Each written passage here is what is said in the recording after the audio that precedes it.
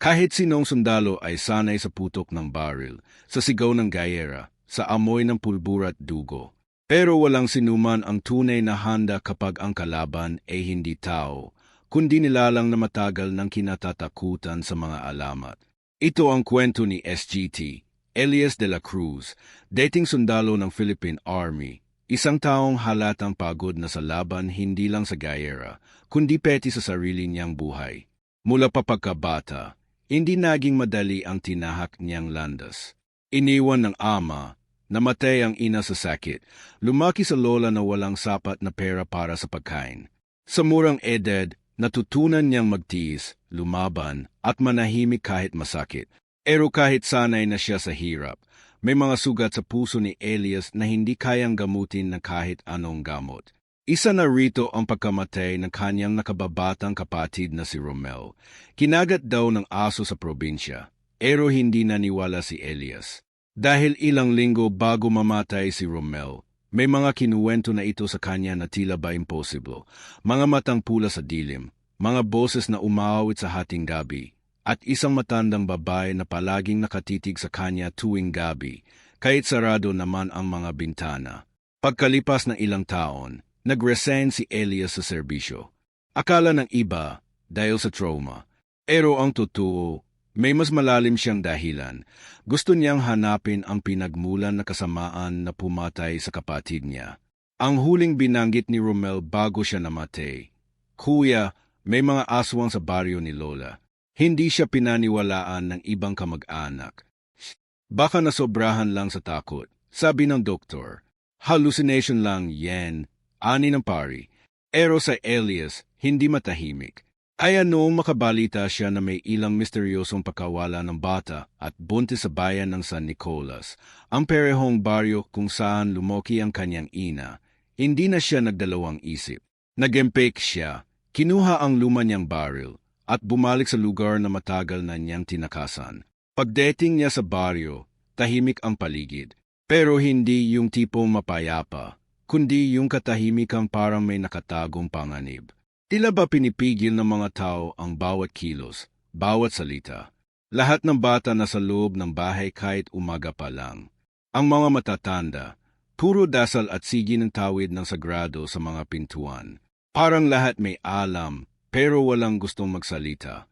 Ang tanging tumanggap sa kanya ng bukas palad ay si Mang Cardo, dating kaklase ng kanyang ina. Isa matandang magsasaka na halos bulok na ang kubo.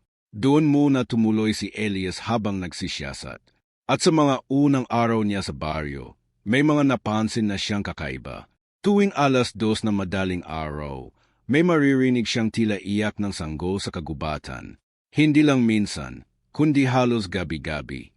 Ngunit pagsilip niya sa labas, wala naman siyang makikita.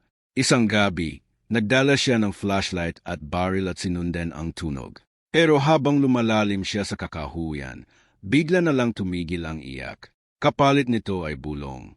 Mahinang bulong na parang may nagdarasal o nagbabanta. Kinabukasan, nagkwentuhan sila ni Mang Cardo habang nagkakape sa ilalim ng punong mangga. Dito niya nalaman na may ilang kabataang lalaki na rin ang nawawala. Hindi lang buntis o bata. Isa sa mga nawawala ay ang anak ni Kapitan. Pero lahat, tahimik, takot. Walang gustong umamin, pero matagal na nating alam kung sino ang may gawa. Bulong ni Mang Cardo. Yung matandang hilot sa dulo ng sapa. Di tumatanda. Di lumalabas tuwing araw. Pero lahat ng ipinapaanak niya, nabubuhay, kahit halos wala ng puso ang ina. Alam mo yung ibig sabihin nun. Nag-init ang pakiramdam ni Elias. Kung totoo nga ang hinala, hindi lang ito basta kasamaan. Isa itong halimaw na matagal nang namumuhay kasama nila. At kung isa siya sa ilang natitirang may lakas ng loob, kailangan niyang gumawa ng paraan.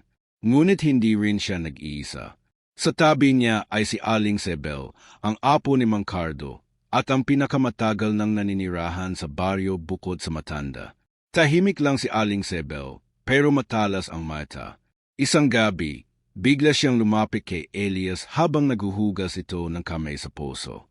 Kung lalabang ka sa dilim, siguraduhin mong hindi mo ito dadalhin sa liwanag. Bulong niya, Sabay abot ng isang maliit na botelya na may lamang likidong kulay berde. Pampigil sa pang-amoy nila. Pero isang beses lang dadana. Sigurado ka bang totoo, to? Tanong na Elias. Hindi na ito tungkol sa paniniwala. Ito na ang katotohanan natin. Muling bumalik ang mga alaala ni Romel sa isip ni Elias. Ang takot sa boses nito, ang pagmamakaawang huwag siya iwan sa gabi. Noon, hindi siya naniwala. Ngayon, huli na. Pero hindi pa huli para sa ibang bata, para sa ibang kapatid. At sa huling gabi ng linggo, nagdesisyon siyang sugurin ang kubo sa dulo ng sapa, mag-isa. Dala ang kanyang baril, bote ng berde, at krus ni Romel. Dahan-dahan siyang lumakad papalapit sa madilim na lugar na iyon. Habang papalapit, napansin niyang tila lumalalim ang gabi, kahit alas 8 pa lang. Humihina ang hangin. Tumitigil ang ingay ng mga kuliglig. At sa bawat hakbang, naririnig niya ang sariling pintig ng puso. Hanggang sa makarating siya sa harap ng kubo. Muling umiyak ang sanggol sa kawalan. At nang buksan niya ang pinto, wala siyang inaasahan sa nakita. Hindi isang matandang babae ang nasa loob, kundi isang sundalo matagal ng pinaniniwalaang patay. Nakangiti, may hawak na basang lampin, at pulang mata na tila may sigaw sa likod ng katahimikan. Mabilis ang tibok ng puso ni Elias habang nakatayo siya sa madilim na silid ng kubo. Ang sundalong nasa harap niya, si SGT, Ruben Mercado, ay matagal nang idineklarang patay sa isang engkwentro sa bundok 10 taon na ang nakalilipas. Pero heto siya ngayon, buhay, malamig ang tingin, at ang mga matay parang apoy na mapula sa dilim. Hindi mo dapat nakita, to, bulong ni Ruben. Dahil kung alam mong totoo ang lahat ng ito, hindi ka na makakabalik sa liwanag. Agad umetra si Elias, mariin ang kapit sa hawak niyang baril. Pero bago pa siya makaputok, isang malamig na hangin ang bumalot sa paligid. Tumigil ang mundo. Naparalazy ang kanyang mga kamay. Arabang ang hangin mismo ang pumigil sa paggalaw niya. Sa isang iglap, nawalan siya na malay. Nagising siya kinabukasan sa ilalim ng punong balete, basang-basa ng hamog at walang kahit sinong tao sa paligid. Wala na ang kubo. Wala na si Ruben. Parang panaginip, pero hindi iyon panaginip. Dahil sa dibdib ni Elias ay may nakasabit na bagong kwintas, isang lumang kabibi na may ukit ng mga sinaunang simbolo. At sa likod nito, nakaukit ang salitang, "Balik ka kung handa ka na." Bumalik siya kay Mang Cardo nang may halong takot at galit. Hindi siya makapaniwalang pinabayaang lumaganap ang ganong kasamaan sa baryo. Ngunit hinarap siya na matanda ng buong tapang. Hindi mo lang sila kalaban, Elias. Kalaban mo rin ang kasaysayan ng sarili mong dugo. Nanlaki ang mata ni Elias. Anong ibig mong sabihin? Lumapit si Mang Cardo at inilabas mula sa bowl ang isang lumang larawan, itim-puti, medyo kupas na. Doon ay nakita niya ang kanyang lola, ang ina nito, at isang misteryosong babaeng nakatayo sa likod nila na halos hindi tumatanda kahit sa mga sunod-sunod na larawan sa iba't ibang taon. Si Apong Pina, hilot, manggadamot, at sinasabing matanda na nang ipanganak pa lang si Cardo. Siya ang dahilan kung bakit may sumpa ang lahing Tu. Hindi ka lang basta sundalo, Elias. Apo ka ng isang albularyong tumalikod sa liwanag para yumakap sa itim na sining. Nagdilim ang paningin ni Elias. Hindi siya makapaniwala. Bakit hindi ito sinabi sa akin noon? Dahil akala naming ligtas ka na. Akala namin, kapag inilayo ka sa baryo, mapuputol ang ugnayan. Pero pag ang dugo mo ay may tawag ng dilim, hahanap at hahanap ito ng daan pabalik. Gabi-gabi mula noon, hindi na siya nakakatulog. Sa panaginip niya, paulit-ulit siyang binabalikan ng mga imehe, mata sa dilim, tinig ni Romel na humihingi ng tulong, at isang aninong palaging nakatayo sa dulo ng kanyang panaginip, tangan ang kabibing kwintas at bulong na, "Ibalik mo sa amin ang anino ng huling albularyo." Isang gabi, sa kanyang paglalakad papunta sa ilog, may narinig siyang tinig mula sa ilalim ng tubig. Isang malamyos, malamig, ngunit hindi nakakatakot na boses. Nang lumapit siya, may lumutang sa gitna ng ilog, isang lalaking kalahating tao, kalahating isda, isang syokoy. Hindi ko dapat ipakita ang sarili ko sa iyo, sabi nito, pero kung hindi kita tutulungan, maulit ang digmaan ng mga nilalang at tao. At kung ikaw ang anak ng linya ni Pina, ikaw rin ang pwedeng wakasan ang lahat. Bakit ako? Hindi naman ako naniniwala sa mga bagay na tugon ni Elias. Hindi mo kailangang maniwala, pero kailangan mong pumili. Sabay nabot ng Shokoy ang isang lumang sibat, parang yari sa buto at kabibi. May ukit na katulad ng nasa kwintas. Ito ang sandeta ng lahing albularyo noon. Pero hindi ito gagana kung ang puso mo'y puno ng galit at paghihiganti lang. Tinanggap ni Elias ang sibat, pero dama niya ang bigat nito, hindi lang sa pisikal, kundi sa kahulugan. Sa bawat hakbang pabalik ng kubo ni Mang Cardo, parang may humihila sa kanya palayo. Ayaw niyang paniwalaan, pero alam niyang hindi na siya ang dating Elias. Nang gabi ring yon, muling lumapit si Aling Sebel. Hindi lahat ng albularyo ay para sa liwanag, Elias. May ilan sa angkan niyo ang bumaliktad, tumaslang, nagsakripisyo ng buhay ng tao kapalit ng kapangyarihan. Isa sa kanila ay ang lolo mo. Napaupo si Elias.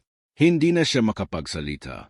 Buong buhay niya, inakala niyang mga sundalo at rebelding tao ang kaaway. Erong gayon, nalalaman niyang mas malalim pa pala ang ugat ng digmaan. Kung gusto mong bumangon laban sa kadiliman, kailangan mong tanggapin ang buong katotohanan ng lahi mo, dagdag ni Aling Sebel, at magsimula sa pagsasanay. Dito nagsimula ang pagsasanay ni Elias sa mga halaman, dasal, paghawak ng mutya, agunawa sa anino at liwanag. Ngunit hindi niya agad matanggap ang kanyang pepel. Alaging may tanong sa kanyang puso, bakit ako? Bakit hindi na lang yung mga tunay na naniniwala sa ganito?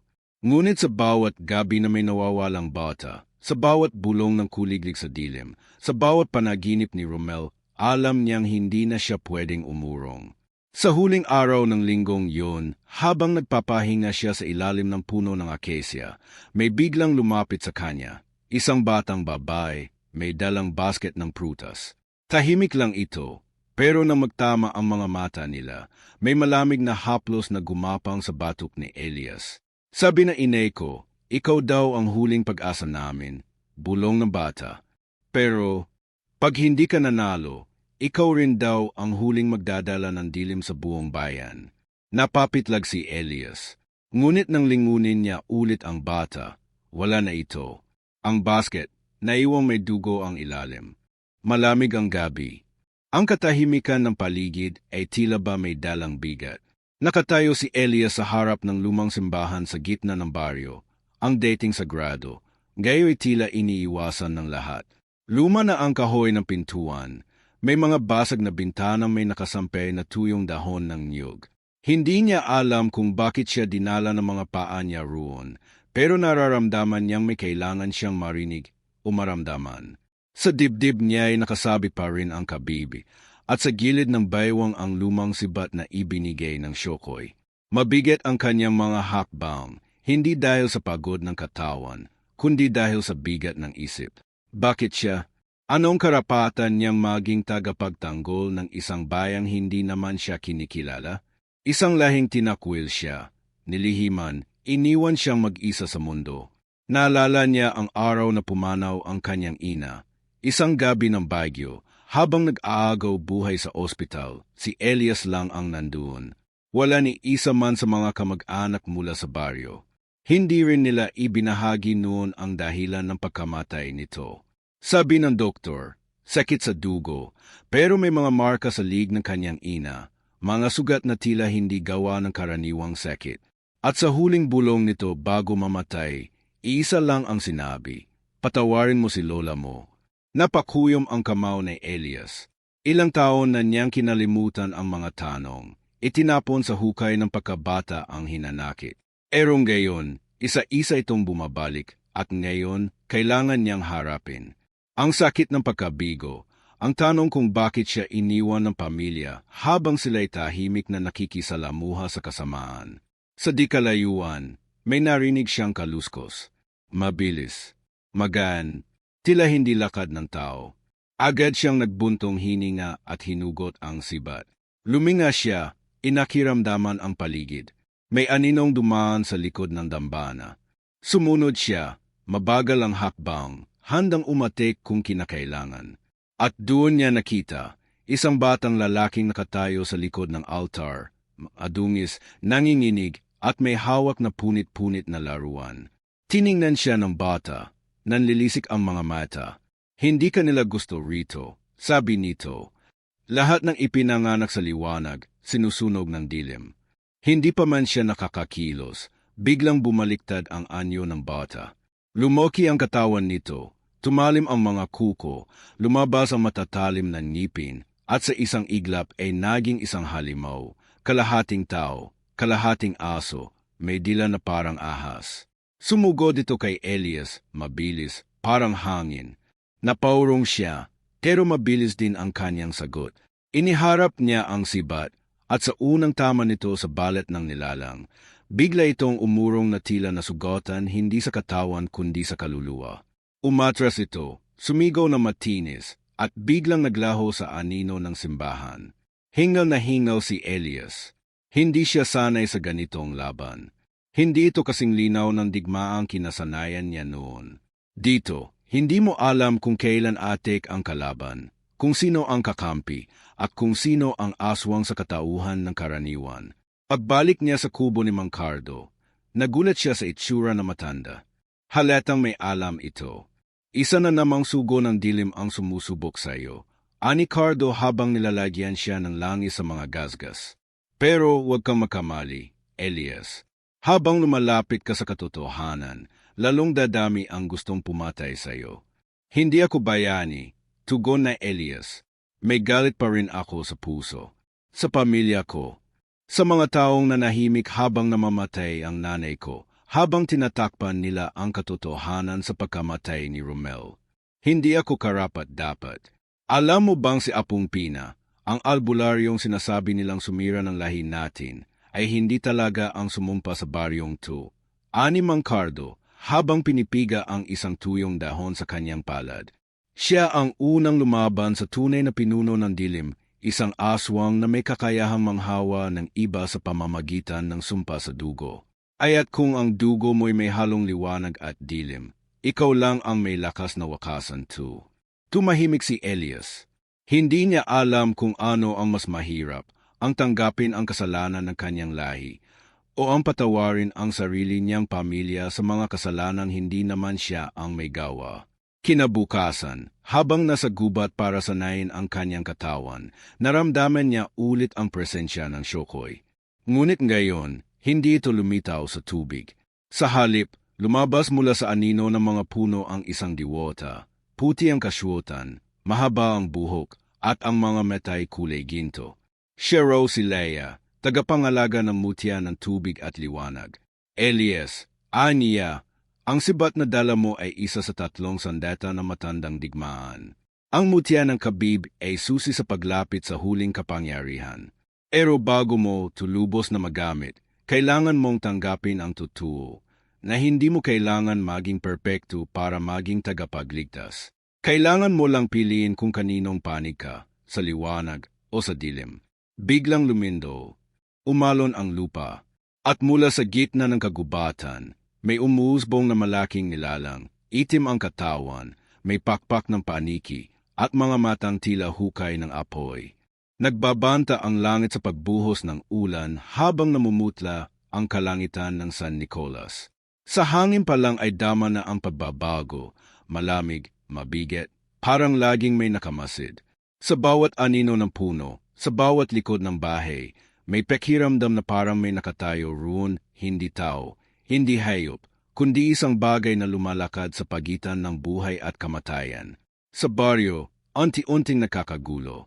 May nawawalang mga manok, baboy, kahit mga alagang aso at pusa, lahat nawawala sa gabi, at ang bakas na naiiwan ay puro dugo at durog na buto.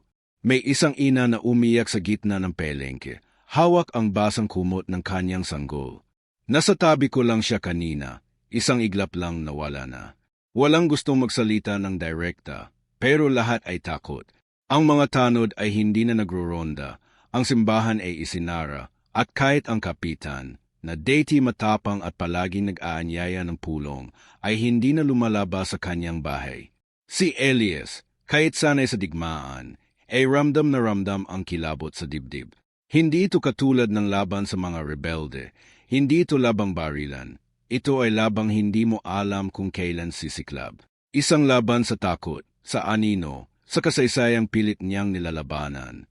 Kasama niya si Aling Sebel sa paghahanda.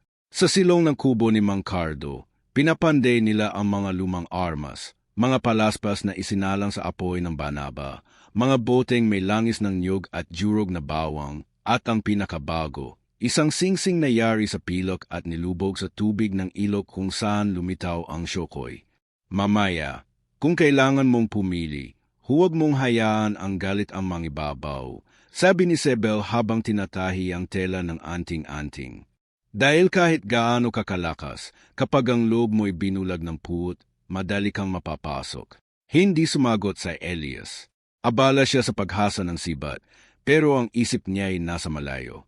Bumabalik-balik sa kanyang alaala ang mukha ng ina niya, ang huling hawak ni Romel sa kanyang kamay, at ang tinig ni Ruben, ang sundalong dapat patay na, ngunit buhay at tila isa sa mga halimaw.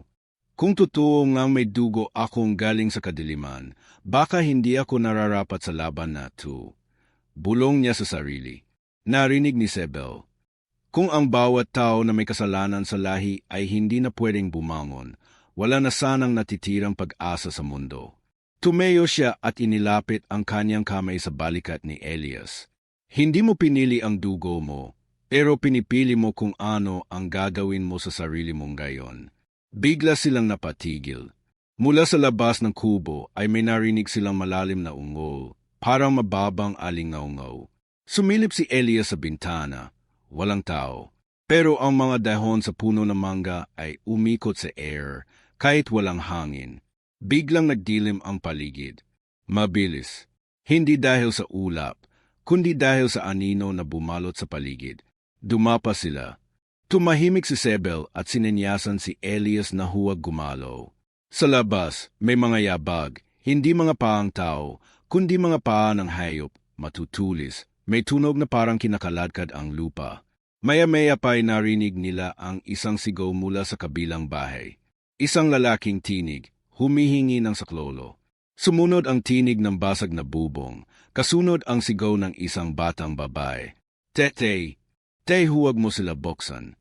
Gustong tumakbo na Elias. Gustong sugurin. Pero pinigilan siya ni Sebel. Hindi pa ito ang oras. Gusto ka lang nilang paalisin. Pain lang yan. Nagpigil siya. Mahigpit ang hawak sa sibat, nanginginig sa galit at takot. Isa pa lang ito sa mga pag-atik ng dilim. Isa sa mga palatandaan na mas malapit na ang pinuno nilang halimaw. Kinabukasan, 4 na bangkay ang natagpuan, isang ama, 2 anak at isang ginang. Lahat walang balat sa mukha. Ang mga meta, nawawala, ngunit walang dugo. Arabang sinipsip. Isang matandang babae ang sumigaw sa gitna ng plaza. May sumpa sa baryong 2. Bumalik na ang panganay na nilalang. Tahimik si Elias habang pinagmamasten ang kabaong ng mga biktima. Tila bawat patay ay isa ring kasalanan ng kanyang puso. Arabang siya ang dahilan ng pagdurusa ng baryo. Kung hindi siya bumalik, baka wala nang gisingin ang dilim. Habang papalapit ang gabi, muling tumawid si Elias sa kakahuyan patungo sa ilog. Doon siya laging lumulubog sa katahimikan. Doon niya gustong hanapin ang lakas ng loob. Ngunit ngayong gabi, may nagbago. May mga pulang ilaw sa ilalim ng tubig. Tila apoy sa ilalim ng dagat. Sa gitna ng ilog, may aninong unti-unting umaahon, mahaba ang buhok, may balikat na parang batik ng putik, at sa likod niya may mga pakpak na parang balat ng paniki. Hindi ito ang Syokoy. Hindi ito si Leia. Ibang nilalang ito. Tumingin ito kay Elias. Ngumiti. Kaunti na lang, apo ng liwanag. Kaunti na lang, magiging isa ka rin sa amin. Hindi nakagalaw si Elias. Tila na jeyelo ang hangin. Ang sibat sa kanyang kamay ay kumikislap, nanginginig, at ang kabibi sa kanyang dibdib ay unti-unting umiinit. Sa unang pagkakataon, naramdaman niyang totoo ang lahat. At sa kaibuturan ng kanyang puso, naramdaman niyang darating na ang gabing wala ng atrasan. Hindi na umaga ang sumunod na araw, kundi isang mas mabagal, mas malamlam na pagbangon ng araw na tila wala ng init. Parang kahit ang liwanag ng araw ay nagdadalawang isip kung babalik pa ba sa bayang yun. Tahimik ang paligid, pero hindi mapayapa. Isa iyong katahimikan na parang may humihinga sa ilalim nito. Naghihintay lang ng tamang oras para umatik. Si Elias ay muling bumalik sa kubo ni Mang Cardo. Pero nang buksan niya ang pinto, walang tao. Kalat ang mga gamit, para may nangyaring kaguluhan. Ang bote ng langis, basag. Ang mga dahon sa altar, tuyot. At sa gitna ng mesa, may sulat. Huwag mo kaming hanapin. Hindi mo pa alam ang buong kwento. Napasinghap sa Elias. Agad siyang lumabas at tinungo ang bahay ni Aling Sebel, pero wala rin siya roon. Ang mga kapitbahay ay hindi makatingin sa kanya. Tahimik ang lahat. Parang may kasabwat sa pagitan ng mga dingding at lihim. Nasaan sila? Tanong niya sa isang matandang lalaki sa daan. Hindi ito sumagot. Tinakpan lang ang kanyang anak at dinala palayo. Lumalim ang kanyang hinala. Bakit biglang nawala sina Mang Cardo at Sebel? Bakit parang may alam ang buong baryo pero walang gustong magsalita? Habang nag-iisip, biglang dumating si Leia mula sa anino ng punong duhat. May hindi ka alam, Elias, sabi niya, malamig ang tinig. Ang mga akala mong kakampi ay hindi lubos na tapat. Anong ibig mong sabihin? Matigas ang boses ni Elias. Si Mang Cardo, siya ang unang sumira ng sigla ng mutya. Nanlaki ang mga mata ni Elias. Impossible. Siya ang tumulong sa akin. Siya ang nagturo ng mga orasyon ng mga halamang gamot. Pero siya rin ang nagpasa ng itim na sining sa lola mo noon. Hindi dahil masama siya, kundi dahil ginusto niyang mailigtas ang sariling anak sa sumpa. Kapalit, ang pagsira sa balanse ng liwanag at dilim. Hindi makapagsalita si Elias. Araw may bumara sa lalamunan niya. Isang bahagi ng kanyang isip ay ayaw maniwala. Pero ang isa pa, unti-unti nang bumibitaw sa pagtitiwala. Lahat ba ng pinaniwalaan niya? Kasinungalingan lang? May mas malala pa, dagdag ni Leia. Ang aswang na pinuno ng kadiliman ay hindi lang basta halimaw. Isa siyang dating tagapagbantay ng mutya, tulad mo, ngunit bumaligtad. Dahil sa isang bagay. Anong bagay? Pagkakanulo. Tumahimik si Leia. Tumingin sa silangan. Katulad ng mangyayaring gayon. Biglang lumindo. Dumagundong ang lupa. Mula sa likod ng mga puno, may umalingaw-ngaw na sigaw ng babae, pamilyar kay Elias. Tinig iyon ni Sebel. Agad siyang tumakbo, dala ang sibat. Tumawid siya sa palayan, sa kakahuyan, at sa dulo ng burol ay nakita niya si Sebel, nakagapo sa isang punong kawayan, duguan ang mga braso, at sa harap niya ay may tatlong nilalang na kalahating tao, kalahating hayop. Nakasaklob sa anino, pero sa mata pa lang ay halata na ang bangis. Pula, malalim, gutom. Umalis ka, Elias. It's a trap, sigaw ni Sebel. Pero huli na. Mula sa likuran niya, may malamig na patalim na lumapat sa kanyang batok. Huwag ka nang gumalaw. Bulong ng tinig at pagkatalikod niya, si Mang Cardo ang humahawak ng patalim. Bakit? Bulong na Elias, hindi makapaniwala. Bakit mo ito ginagawa? Dahil gusto ko na itong matapos, Elias, sagot na matanda. Ako ang nagbukas ng daan sa kadiliman. Ako ang tumulong sa aswang noon, pero hindi dahil gusto kong maging masama. Gusto ko lang iligtas ang anak ko. Ang ina mo. Nanginginig si Elias. Kaya ba namatay siya? Tumango si Cardo. Dahil tumanggi siyang sumanib sa dilim. Tinalikuran niya ang kasunduan ko sa halimaw. At bilang parusa, kinain siya ng sarili niyang dugo, ang sampang iniwan ko. Bumigat ang hangin. Umiyak sa Elias, hindi sa harap ng mga halimaw, kundi sa harap ng katotohanan. Lahat ng sakit na pilit niyang nilabanan, lahat ng tanong na matagal niyang inilibing, gayo'y anti-unting bumabalik. Hindi lang pala ito leban ng mga nilalang, kundi leban ng dugo, ng kasalanan, ng pagpili. Nagpakawala ng hiyaw si Sebel, at biglang nagliyab ang paligid. Lumitaw si Leia sa air, hawak ang liwanag ng araw sa kanyang palad. Napaurong ang mga halimaw, ngunit hindi sila umetras. Pinuno na siya ng kadiliman, Elias, sabi ni Leia. Si Mang Cardo, hindi na siya ganap na tao. Ngunit bago pa man makalapit sa Elias, isang aso na liwanag ang bumalot sa paligid. Mula sa anino ng lupa, umangat ang isang nilalang, nakasuot ng lumang uniform ng sandelo. Ngunit ang balat ay itim at bitak-bitok, at sa likod nito ay may pakpak na parang ngit-ngit ng gabi. Ikaw na nga pala, wika na nilalang. Ang huling anak ng liwanag, si Ruben. Matagal kitang hinintay, Elias. Dahil sa iyo, mabubuksan na ang huling mutya. Biglang pumutok ang kabib sa dibdib na Elias, at mula rito ay lumabas ang isang liwanag na kulay aso, imiikot, tumitibok na parang puso. Hindi mo pa alam, pero ikaw mismo ang susi. Dagdag ni Ruben, hindi para isara ang kadiliman, kundi para ito'y tuluyang may panganak. At sa sandaling iyon, tumigil ang oras. Lahat ng nilalang, tao man o hindi, ay tumigil sa galaw. At si Elias, naiwan sa gitna ng liwanag, kadiliman, at katotohanang siya pala ay maaaring maging pinuno ng alinman sa dalawa. Tumitibok na mabilis ang puso ni Elias habang nakatayo sa gitna ng kagubatan, habang ang baghaw na liwanag mula sa mutiyang lumabas sa kanyang dibdib ay umikot sa paligid niya, parang kaluluwang hindi mapakali.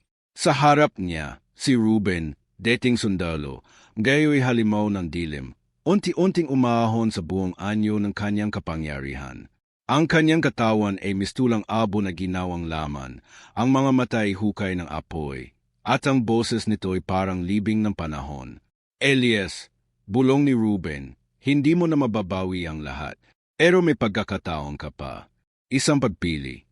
Sumama ka sa akin, at walang sinuman ang kailangang mamatay pa. Hindi sumagot si Elias. Sa kanyang likuran, si Aling Sebel ay nakaluhod, duguan, himihinga ng mabigat. Si Mang Cardo, gayon ay kalahating tao, kalahating anino, ay tahimik lang na nakatayo sa gilid ni Ruben. Wala nang bakas ng dating pagkatao sa kanyang mga mata. Tila naging bahagi na siya ng mismong dilim na minsan niyang tinawag na kaligtasan. Hindi mo ko naiintindihan, Ruben, sagot ni Elias, mahina ngunit matatag. Hindi ako tumayo dito para manalo. Nandito ako para tapusin ang kasalanan ng lahi ko. Nandito ako para harapin ang lahat ng tinakbuhan niyo. Tumawa si Ruben, malalim at mapait. Lahat tayo may kasalanan, Elias. Pero ang tanong, kaya mo bang lunukin ang katotohanan na ikaw mismo ang huling selyo? Na kapag pinili mo ang liwanag, mamamatay ang mga taong mahal mo. Pero kung pipiliin mong sumanib, maliligtas silang lahat. Napatingin si Elias kay Sebel, nang gayon ay lumuluha, walang salita. Tila alam niya na ang ibig sabihin ng pagpiling iyon. Alam niya kung sino ang kailangang mawala para makapili ang liwanag. Kapag pinili mo ang liwanag, bulong ni Leia mula sa air, isa sa inyo ay kailangang mawala. Ganyan ang batas ng balance. Napakuyom ang kamao ni Elias. Sa buong buhay niya, siya ang laging iniiwan. Naiwan ng ama, ng ina, ng kapatid. Ngayon, siya naman ang kailangang pumili kung sino ang kailangang mawala. Muling lumapit si Ruben, gayon ay may hawak na sibat na itim, tila sinipsip ng gabi ang liwanag nito. Huli na ang lahat. Ako ang pinili ng dilim, at ikaw ang tagapagbukas. Huwag mo nang pigilan ang likas mong tadhana. Sumigaw si Elias at biglang sumugod, hawak ang sibat na ibinigay ng Shokoy. Nagtagpo ang mga sibat, sumabog ang liwanag at dilim sa kanilang paligid. Sa bawat tama, parang may pumuputok na hangin. Sa bawat iwas, parang may luhang natatanggal sa langit. Si Ruben ay mabilis, malakas, parang hindi napapagod. Pero si Elias, bagamat sugatan at hinanghina, ay may isang bagay na wala ang kanyang kalaban, alaala. Sa bawat atik niya, iniisip niya ang mukha ng kanyang ina habang pinipigilan ang sariling mamatay. Iniisip niya si Romel, ang huling hawak nito sa kanyang daliri. Iniisip niya ang batang babae sa plaza na nagsabing siya ang huling pag-asa. Hanggang sa isang iglap, nasaksak ni Ruben si Elias sa tagiliran. Tumigil ang mundo. Napaluhod siya. Dumugo ang kanyang gilid, at ang mutya sa kanyang dibdib ay halos mawala ang liwanag. Lumapit si Ruben, itinaas ang sibat para tapusin na ang lahat. Pero bago niya ito may baba, isang palasong dawa sa liwanag ang tumama sa kanyang braso. Napaetres siya. Si Aling Sebel. Hindi ko hahayaang ikaw ang manalo, Ruben. Hindi ngayon. Hindi habang buhay pa ako. Sumugod si Sebel. Bitbit ang mutya ng apoy, isang pulseras na biglang nagningning. Tumama siya kay Ruben, pero itinapon siya nito palayo. Sa lakas ng pagkakabagsak, hindi na siya bumangon. Si Elias, halos wala ng lakas, ay bumalikwas. Hinawakan niya ang kanyang sibat. Tumayo siya, nanginginig, duguan, pero buhay. Lumapit siya kay Ruben nang ngayo'y muling sumugod, halos parang multo na sa bilis. At sa huling iglap, hinawakan ni Elias ang kanyang mutya. Binikas ang mga salitang iniwan sa kanya ni Laia. Liwanag, sa iyo ko isinusuko ang anino ng aking dugo. Pumikit siya. Isang malakas na pagsabog ng asul at puting liwanag ang bumalot sa paligid. Napasigaw si Ruben. Ang lahat ng anino sa gubat ay naglaho. Tumigil ang hangin. Pumintig ang lupa. Agdilet ni Elias, nakaluhod na si Ruben sa lupa. Katawan ay unti-unting nababasag parang abo. Pero bago ito tuluyang mawala, tumingin ito kay Elias at bumulong. Hindi pa ito ang wakas. Kapag nalaman mo kung sino ka talaga, babalik ka rin sa dilim. At tuluyang naglaho si Ruben sa hangin, kasabay ng pagkawala ng bigat sa hangin. Napasando si Elias sa puno, habol hininga, nanginginig. Si Aling Sebel ay walang mali, ngunit buhay. Si Mangkardo ay wala na. Natupok ng sariling kasalanan. Lumingon si Elias sa paligid. Wala na ang mga halimaw. Wala na ang dilim. Pero ang mutya sa kanyang dibdib ay nananatiling buhay at sa kaibuturan nito may bahagyang panginginig. Para may natitirang lihim. Para may hindi patapos. Sa katahimikan ng kagubatan, may narinig siyang tinig. Elias, hindi mo pa alam kung sino ka talaga. At sa aninong dahan-dahang gumalaw sa gilid ng kanyang paningin, muling bumalik ang lamig sa kanyang batok. Umaga na. Tahimik ang kagubatang minsang naging pugad ng lagim. Ang hamog ay dahan-dahang bumababa mula sa mga dahon, at ang liwanag ng araw ay tila nahihiyang sumilip sa mga sanga. Sa gitna ng damuhang natuyuan ng dugo at alaala, nakatayo si Elias, sugatan, pagod, ngunit buhay. Hawak niya ang mutya na minsang kumikislap sa kanyang dibdib. Ngayon ay halos wala ng ilaw. Para bang natapos na ang layunin nito. Sa tabi niya, nakahiga si Aling Sebel, may benda sa ulo, at muling may ngiti sa kanyang labi kahit nahihirapang huminga. Aling Sebel, bulong ni Elias, lumuhod at hinawakan ang kamay nito. Natapos mo, sabi na matanda, halos hindi na lumalabas ang tinig. Pero hindi mo pa talaga alam kung anong sinimulan mo. Napalunok sa Elias. Anong ibig mong sabihin? Ang dilim ay hindi basta nawawala, anak. Nagbabago lang ng anyo. Pero sa bawat pusong may galit, sa bawat alaala ng taksil, doon siya muling ipinapanganak. Kaya bantayan mo ang puso mo, Elias. Dahil minsan, ang pinakamadilim na nilalang ay hindi galing sa labas, kundi mula sa loob. Tuluyan nang pumikit si Aling Sebel. Ngunit bago pa man siya tuluyang bumitaw, isang malakas na ihip ng hangin ang dumaan. Parang may dumaan na diwata. At sa sandaling iyon, pumikit din si Elias at naramdaman niyang may isang bahaging naiwan sa kanya, isang boses, isang peyo, isang pangakong hindi niya bibitawan. Makalipas ang 3 araw, bumalik si Elias sa baryo. Tahimik ang lahat, parang walang nangyari. Pero ang mga tao ay nakakatinginan, nag-uusap sa bulungan. Si Mangkardo, isang respetadong leader ng bayan, biglang nawala. Si Elias, na dating tinitingnan bilang walang saysay, ngayon pinapasulyapan na may halong takot at paggalang. Siya, yung sundalong sinapian ng aswang, may maririnig kang bulong sa gilid. Pero siya rin ang nagligtas sa baryo, sa bat ng iba. Dumiretso siya sa lumang bahay nila, wasak na, wala ng bubong, sunog ang mga dingding. Dito siya lumuhod at ipinikit ang mga mata. Sa harap niya, isang kahong kahoy ang nahukay na. Luma na ito, pero buo. Nasa loob ang mga sulat ng kanyang ina, mga larawan ng kanyang ama noong sundalo pa ito, at isang lumang kwintas, may maliit na susi sa dulo. Napahawak siya sa kwintas. Hindi niya alam kung anong binubuksan nito, pero alam niyang ito ang susi sa susunod na bahagi ng kanyang landas. Kasama ng mutya, isinabit niya ito sa lig. Parang sinasabi sa kanya na tadhana, hindi pa tapos. Sa gabing iyon, sa gilid ng apoy sa gitna ng baryo, nilapitan siya ng isang batang babay, si Lyra, ang anak ng nasirang si Mang Dedo. Kuya Elias, wala na si tatay. Pero, salamat. Ikaw lang ang lumaban para sa atin. Hindi niya agad alam ang isasagot. Pero lumhod siya sa harap ng bata at pinisil ang kamay nito. Lyra, may mga laban na di natin pinipili. Pero pinipili nating lumaban dahil may dapat tayong ipagtanggol. Napayuko si Lyra, saka yumakap sa kanya.